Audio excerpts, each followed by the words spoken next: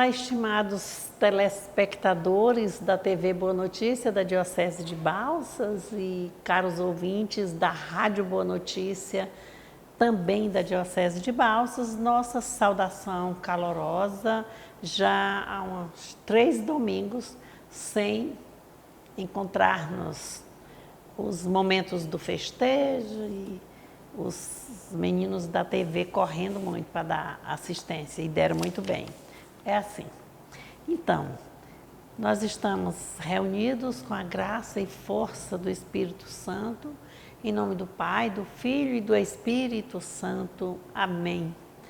E nós, esse momento nosso, nós vamos refletir agora já num outro tempo litúrgico e vamos fazer assim uma referência para recordarmos, porque nós tivemos a festa da Ascensão do Senhor, depois no outro domingo nós tivemos a festa de Pentecostes, depois no domingo seguinte tivemos a solenidade da Santíssima Trindade. Então, quando nós celebramos Pentecostes, completava exatamente 7 semanas do período pascal, mais um dia, que corresponde a 50 dias. E vimos que as celebrações da Ascensão, Pentecostes até aí fala sempre do primeiro dia, né? Então, está tudo assim baseado sempre no dia da ressurreição. E aí foi mostrando toda a história.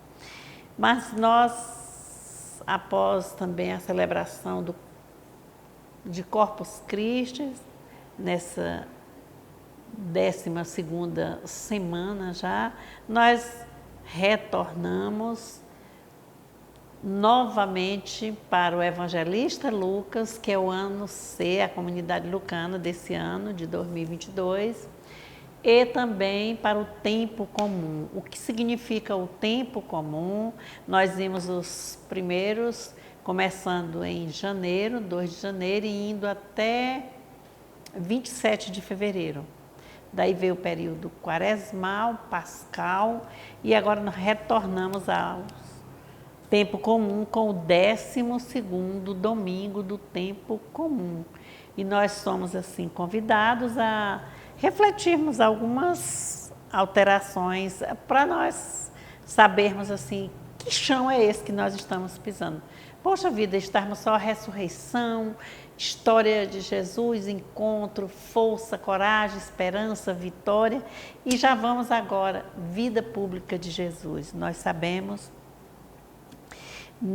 na comunidade de Lucas, e é necessariamente o capítulo 9, que é de onde é extraído o Evangelho hoje, ele tem uma importância fundamental, porque ele fala da transição entre 2 seções do Evangelho.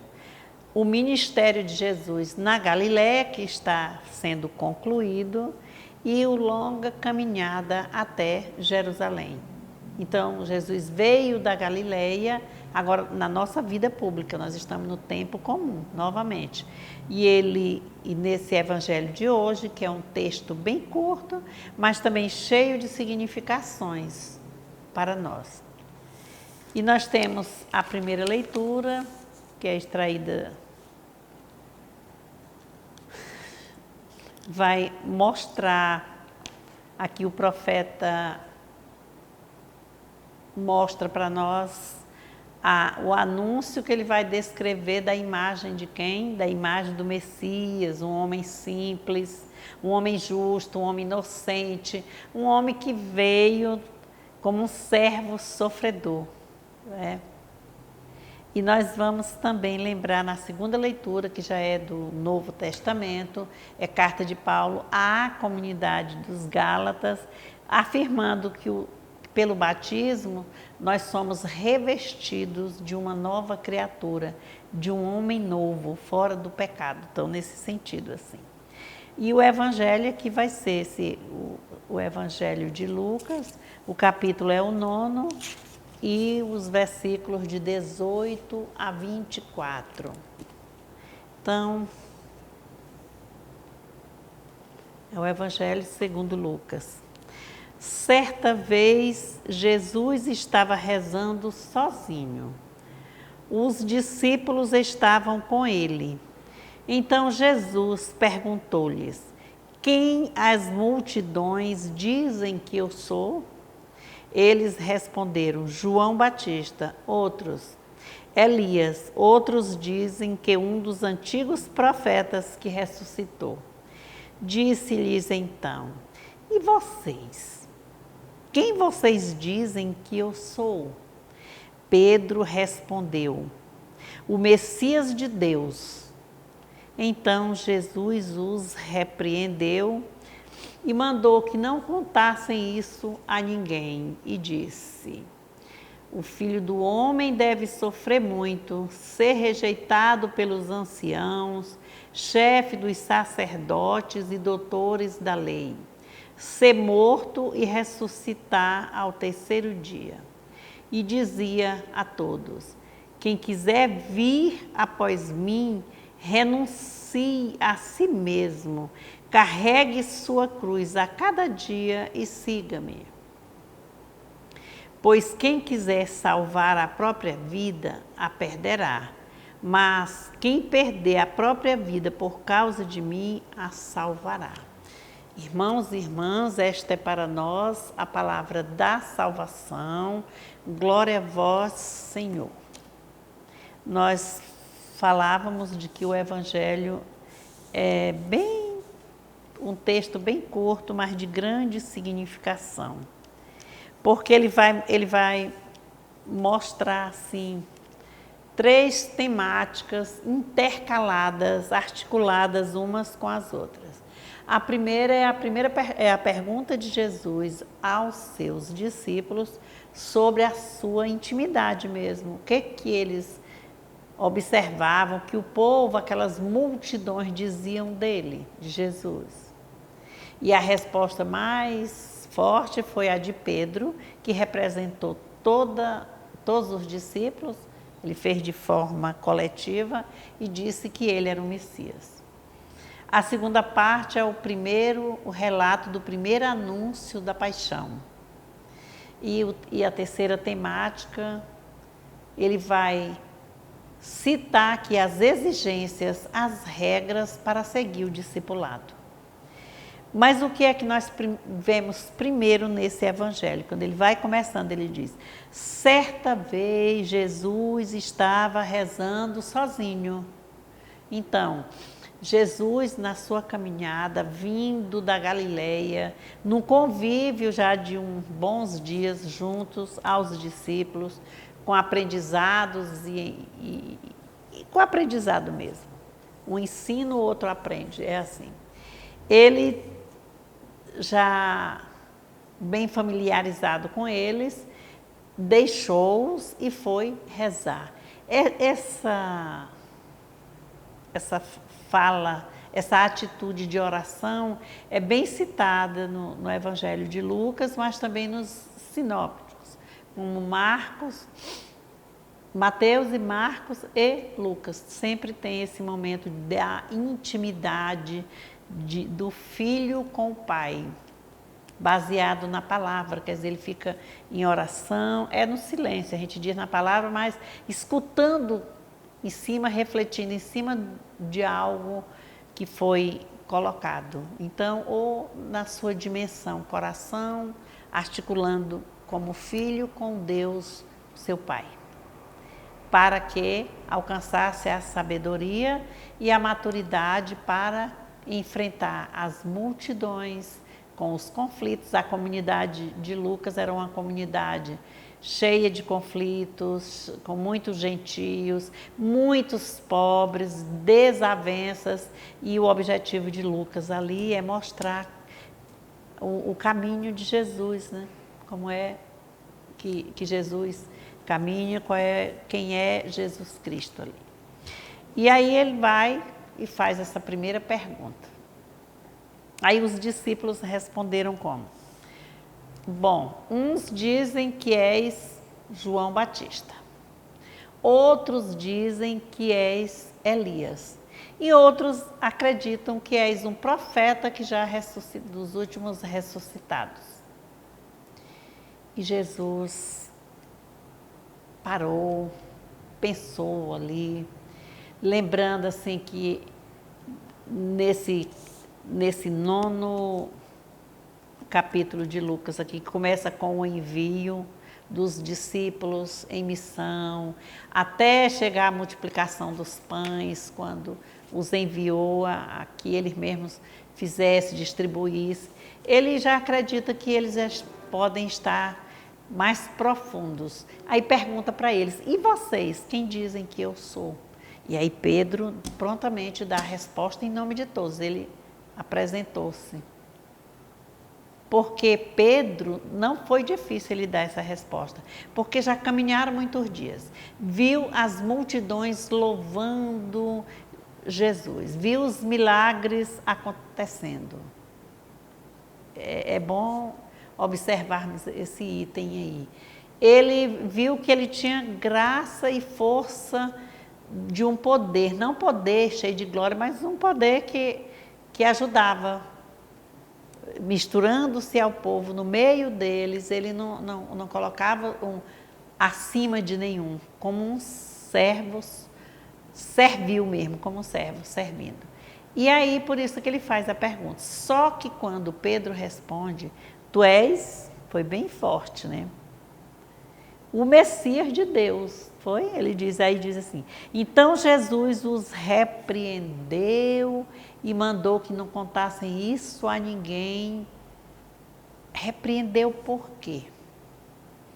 Porque Jesus observou o seguinte, João Batista, tudo bem, tem a sua missão, foi quem abriu todo o caminho, né, para a vinda de Jesus Cristo, mas ele era, tanto João Batista como Elias, foram profetas reformadores. João Batista nem ficou junto muito tempo com multidões, não. Ele enfrentou, foi só o deserto e acreditava que o batismo era que fazia a conversão da pessoa. Elias era um profeta cuidadoso, zeloso, mas era fanático e radical no sentido de querer matar os adversários. Então, não é a tônica de Jesus, o objetivo de Jesus não era reforma, era mudança de mentalidade, né? Para quê? Para que acontecesse justiça, uma convivência pacífica entre as pessoas, a salvação. Então, assim que Jesus observou na resposta de Pedro, quando ele diz, tu és o Messias, ele notou que Pedro disse, mas não estava compreendendo ainda. Para eles, discípulos, seria aquele Messias que a comunidade queria que ele viesse em glória, né? Poderoso. E não era aquilo. Por isso que ele proibiu, assim, com muita força, para que eles não dissessem nada a ninguém. Quando diz assim, que ele proíbe severamente aos discípulos para que eles tenham mais humildade e saibam também calar, fazer silêncio, porque não adianta abrir a boca e dizer o que não serve. Diante desse pensamento, que ele viu que eles não estavam entendendo, ele fez uma reflexão e mostrou para eles. E é a hora que ele vai para a segunda temática. Ele vai mostrar, faz o primeiro anúncio da paixão, porque são discursos, né? Ele fala o primeiro, tem mais, são 3. E aí é a hora que ele vai dizer o quê? O Filho do Homem deve sofrer muito, ser rejeitado pelos anciãos, pelos chefes dos sacerdotes. Então, ele mostrou o seu sofrimento, a que ele veio, a que o Pai o entregou para a salvação de todos nós, os pecadores. Foi assim? Então, também ele continua, né, mostrando. E daí ele parte para a terceira temática, que ele começa a dizer as regras que eles precisam fazer, as exigências para segui-lo. E isso é muito bonito quando ele disse assim, não, quando ele coloca que eles precisam segui-lo, precisam tomar a sua cruz, precisa renunciar a si mesmo. São 3 momentos. É preciso renunciar a si mesmo, é reconhecer-se de toda a ambição pessoal, do meu poder, da minha intransigência, das nossas exigências, do nosso poderio, do nosso comodismo, da nossa prepotência e passar para ter mais segurança na libertação própria. Depois ele diz assim, para isso é necessário o quê? Tome sua cruz de cada dia, mostrando que a vida não é assim, cor-de-rosa, não. É cheia também de durezas, de sofrimentos, e que é na cruz que nós buscamos fortaleza. É de joelho que nós ficaremos em pé. É nas quedas que o rio, nas quedas de energia, que gera energia, força. Então, é através da oração que nós chegaremos ao Pai, a uma espiritualidade para vencer na vida. E o terceiro momento é quando ele diz, renuncie a si mesmo, tome a sua cruz, e o terceiro, siga-me. Então, seguir Jesus é complicado. Não é possível, não é impossível, porque é possível. O que é impossível ao homem é possível a Deus. Aí quando ele diz, siga-me, só quem se libertou do seu apego, como falávamos há pouco, pode seguir Jesus. E seguir Jesus vai passar pelas mesmas condições que ele passou.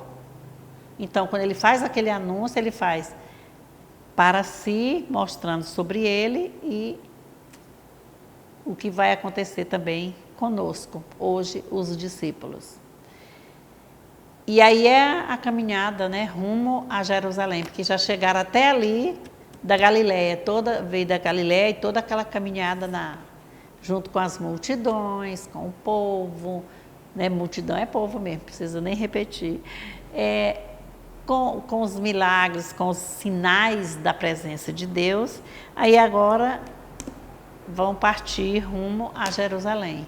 Aí já começa o caminho do sofrimento, do Calvário, mas vencendo e lutando. E aí, que tal nós reconhecemos mesmo Jesus como mestre? Como nós o reconhecemos? Quem é Jesus mesmo para nós? Para a nossa comunidade? Para mim, eu pessoalmente, que é Jesus, como é que eu sinto? Você, nós, como é que nós sentimos? Quem é Jesus para a nossa igreja? É observarmos que Jesus é a força, é a luz, é o mestre, é o caminho, não é assim? E nós nós estamos dispostos a segui-lo? Nós vamos reconhecer que Jesus é o Cristo necessitado e sofredor? No migrante hoje, nessa celebração desse domingo, amanhã vai ser o Dia Nacional de comemoramos a vida do migrante. É o que entra, que sai, é o que vem de lá, é o que vai daqui. Que tem migrações, quem sai, imigrações, quem entra, e esse processo é chamado de migração. Então, é o Dia do Migrante. Então, irmãos e irmãs, nosso momento hoje do Evangelho é profundíssimo, porque ele vai requerer de nós o nosso encontro com o Pai, a nossa renúncia, né, de nós mesmos, o seguimento da cruz, tome a sua cruz e seguir o seguimento a Jesus. Renunciar a si mesmo, conduzir a sua cruz e seguir Jesus, o objetivo. Então, façamos um momento das leituras, né, ainda hoje dá tempo, ainda na parte da tarde. Aí amanhã, nas celebrações da Santa Missa, nós estaremos já assim, comungando já com a explicação do padre, do bispo, do sacerdote, se for celebração da palavra, do religioso, da religiosa, do leigo, engajado do irmão, da irmã, do diácono. E assim nós estamos celebrando o 12º domingo do tempo comum. E peçamos a bênção divina nesse momento. Nós estamos, o mês de junho é um mês de muitas festas, né, festividades culturais, mas religiosas também, então sigamos assim esse momento. Que Deus abençoe a cada um de nós, em nome do Pai, do Filho e do Espírito Santo. Amém.